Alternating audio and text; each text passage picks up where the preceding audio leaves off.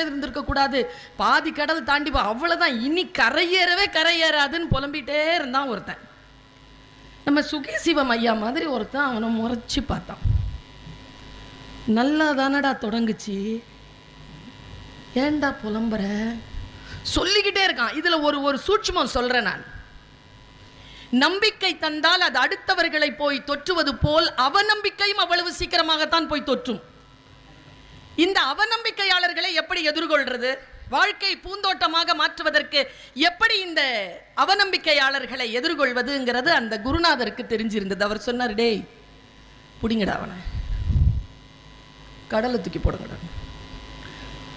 ஓடுற கடலை தூக்கி போட்டாங்க.